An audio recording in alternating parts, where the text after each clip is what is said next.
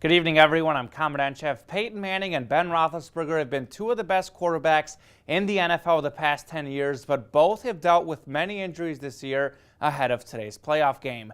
There's Manning and Big Ben without Antonio Brown and Region 8 running back DeAngelo Williams. Both QBs played okay, but it was really a defensive and field goal battle as this kick gives the Steelers a 13-9 lead. Pittsburgh up 13-12 in the fourth and in Broncos territory, but Fitzgerald Toussaint fumbles the ball and the Broncos recover. Denver takes it down the field and C.J. Anderson punches it in for the touchdown. Broncos go for two. Manning to Demaryius Thomas.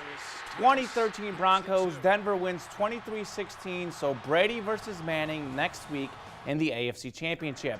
Russell Wilson and the Seahawks taking on Cam Newton and the Panthers. Opening drive, Newton hands off to Jonathan Stewart for the touchdown. Stewart had 106 rush yards and 2 scores. Then Wilson's pressured and picked off by Pro Bowler Luke Kuechly, and he's in for the pick six.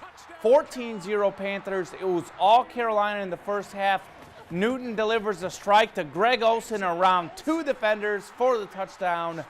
31-0 Carolina at the half. Second half, the Seahawks would rally. Wilson with the Dilfer dime to Tyler Lockett for the touchdown. Lead down to 31-14.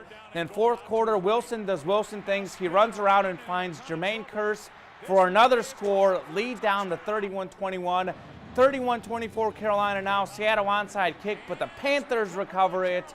Carolina will host Arizona next week.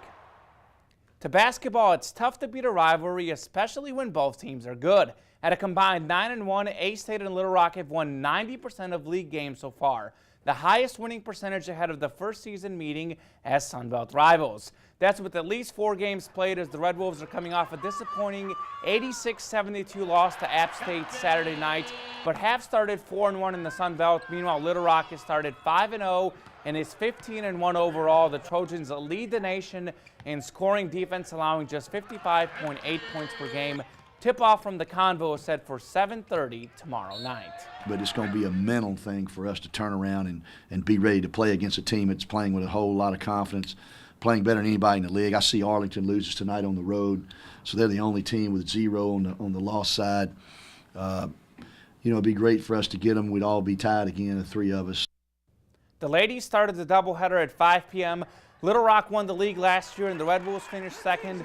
But this season, A-State has started 5-0 while Little Rock is just 3-2 and 5-9 overall. But Coach Boyer says not to be deceived by that record. LSU, Texas, Oklahoma, Texas A&M, Tulsa. I mean, their schedule's been brutal, and and it appears, just watching scores, that now they're starting to reap the benefits of that, of how strong their schedule's been. And the top-ranked Red Wolves bowling team hosted the Midwinter Invitational this weekend. A-State played Vanderbilt in the third-place match here. Samantha Wallace with the perfect strike. A-State fired up. Then Stephanie Mims with a strike of her own. The Red Wolves go 10-3 in the tourney to finish third. The Razorbacks basketball team continues to struggle in close games, dropping to 0-5 in games decided by 4 points or less.